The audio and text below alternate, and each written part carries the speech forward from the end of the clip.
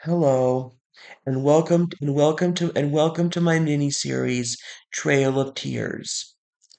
This story was passed down to me about 5 years ago when I first moved back to Denton. You see, I am a longtime resident of Texas. Or I should say, I am a lifelong resident of Texas. I have basically lived in Texas my whole life, so this story I'm about to tell is not new to me. I have heard this story from various people, including my dad, and I have been aware of this story for about 5 years now. So basically, as many of my subscribers might know, I moved back to the Denton area about 5 years ago, and I'm very familiar with the Denton area.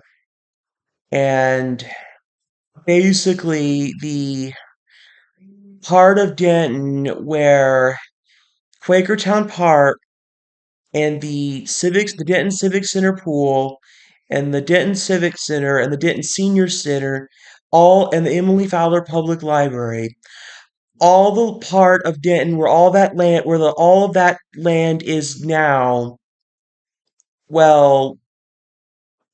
well, at one time, all of that land beginning in the late 19th century until about 1920 was an all black residential area. It was an all black residential area known as Quakertown. Hence the name why there's a park there called Quakertown Park. And from about the 1880s till about 1920, during that roughly 40-year time span, from about that roughly 40-year time span, Quakertown was an all black community that sat on the land where the Denton Civic Center Pool, and Denton Senior Center are today. And basically, it was during Jim Crow era segregation. And basically, on the hilltop above where Quakertown Park is now, where all of that where basically where the on the hilltop on above on North Bell Ave above where North Bell Avenue is now in Denton, where the Civic Center pool, and the Denton Senior Center are now, is where Texas Women's University is now.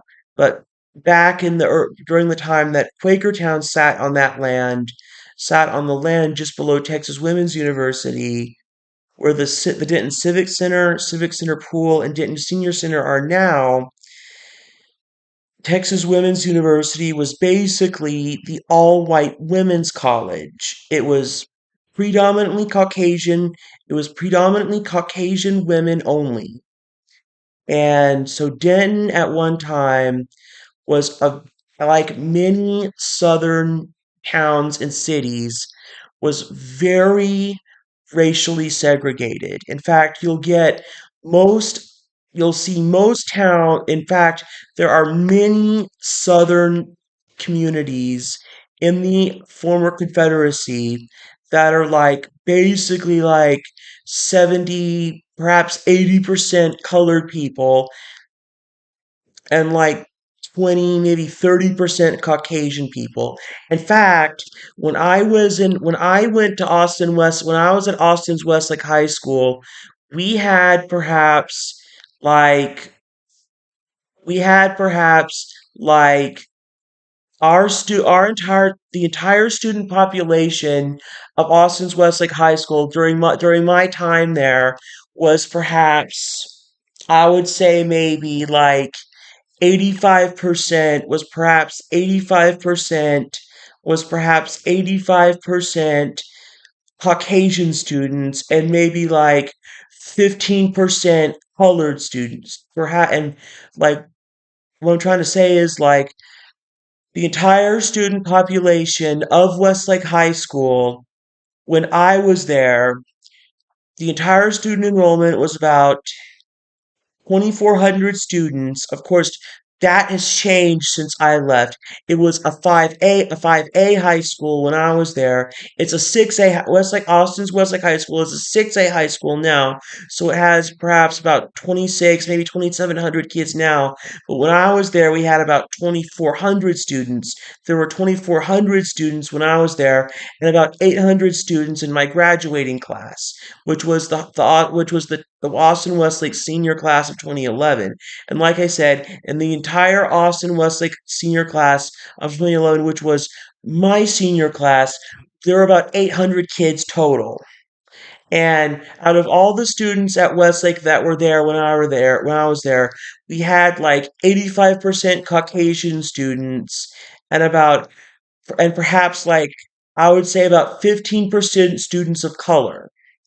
And like I was saying, you'll get nowadays in what used to be the former Confederate States of America, in the former Confederacy, you'll get like, um, basically you'll get um, some southern communities, especially in places like Louisiana and Alabama and Mississippi and the Carolinas that are like, and especially also Tennessee, that are like 70, maybe 80% colored people, and like 20, maybe 30% Caucasian people.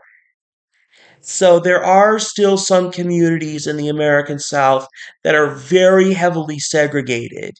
And again, um, to an extent, segregation still does exist in the United States to some extent.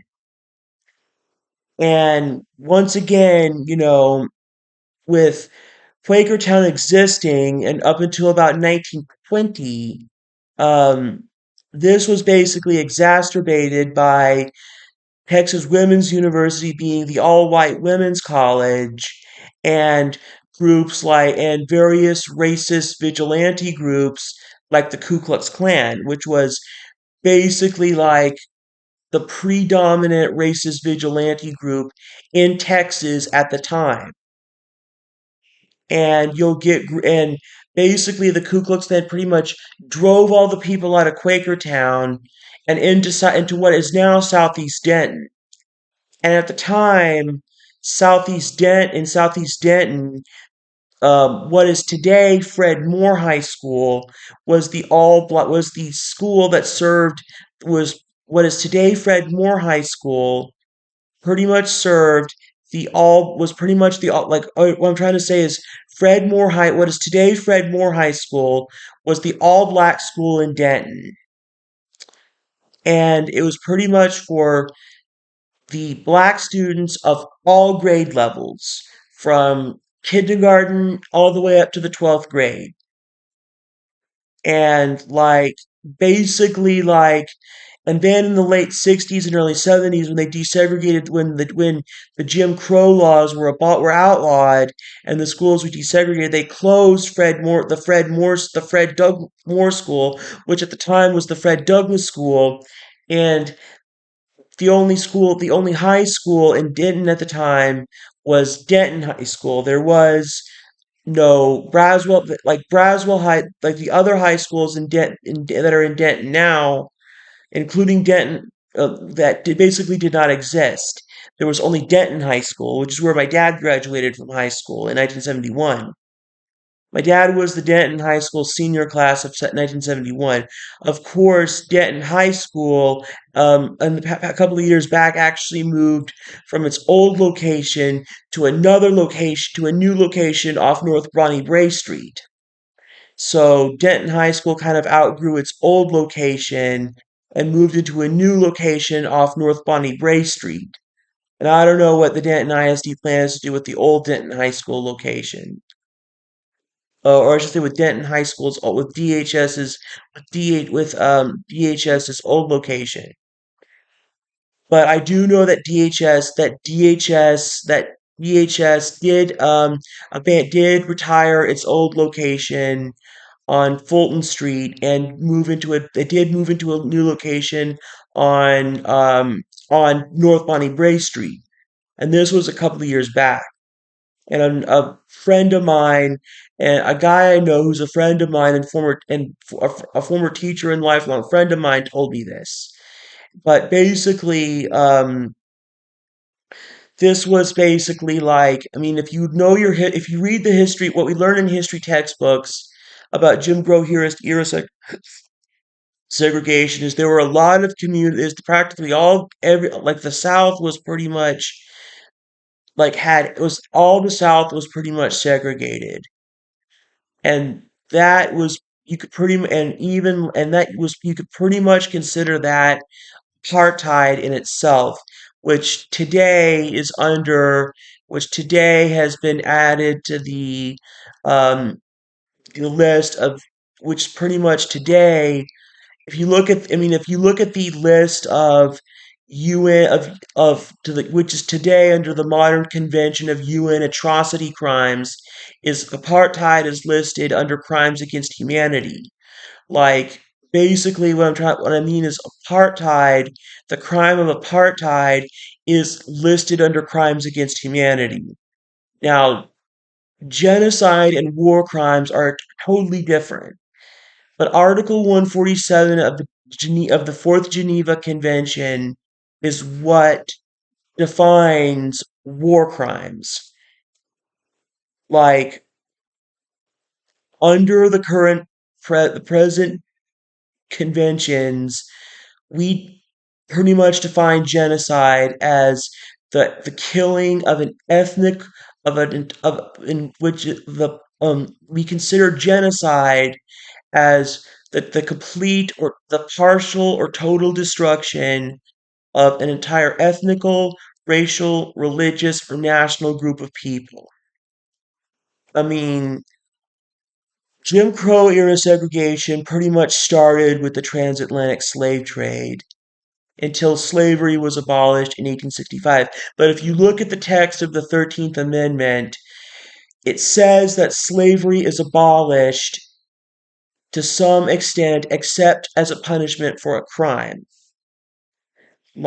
But however, slavery is listed under the modern definition of crimes against humanity, slavery is listed as part of the modern definition of crimes against humanity under the current under the current definition of crimes against humanity.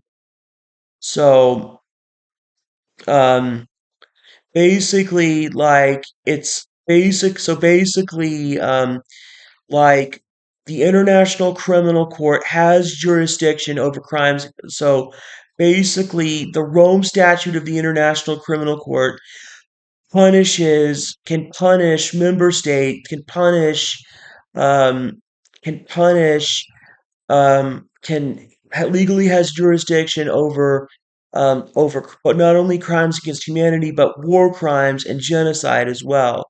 Although although it's very difficult to punish although it's very difficult to punish certain UN member states for war crimes or even crimes against humanity, because not all UN member states recognize the International Criminal Court.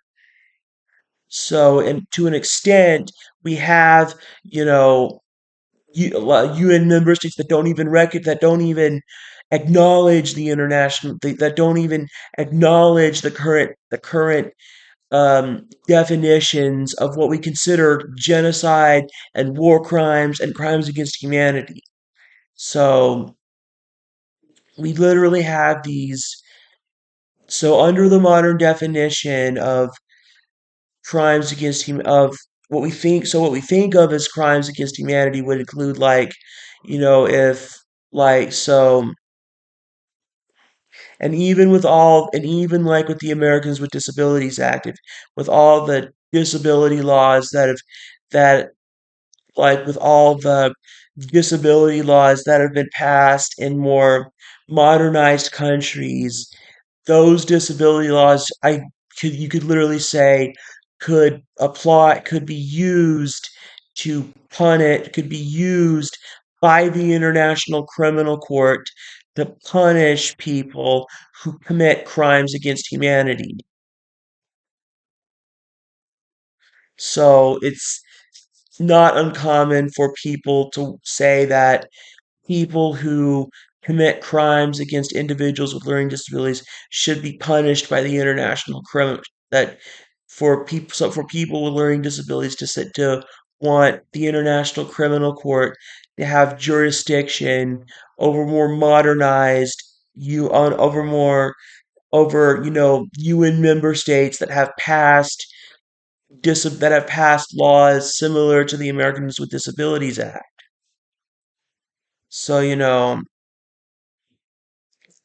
So, knowing that, that knowing what I've experienced in my adult life, I would, someone would understand that I would want the International Criminal Court to have jurisdiction over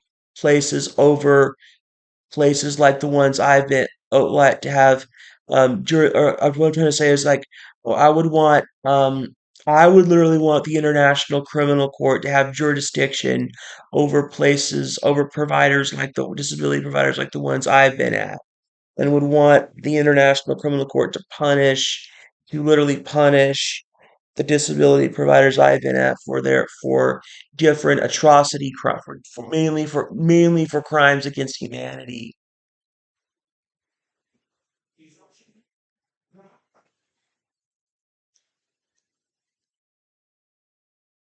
And then of course there's also the of course there's the fact that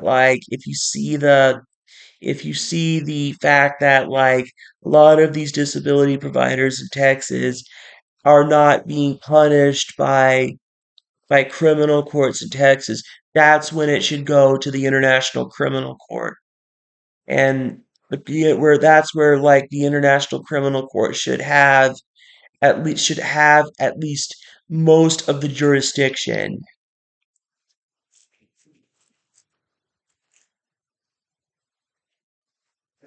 And that's where um I mean if you think about if you think about acts of terrorism that are committed against individuals with disabilities, to me, the way I was treated by the different disability providers I've been at in my adult life is definitely, is definitely, is definitely modern day terrorism. Is definitely terrorism and crimes against humanity. So, I can definitely say that the amount of atrocity crimes that are being perpetrated against individuals with disabilities in the United States should definitely be handled by the International Criminal Court. So that's pretty much it for this episode for episode one of for my first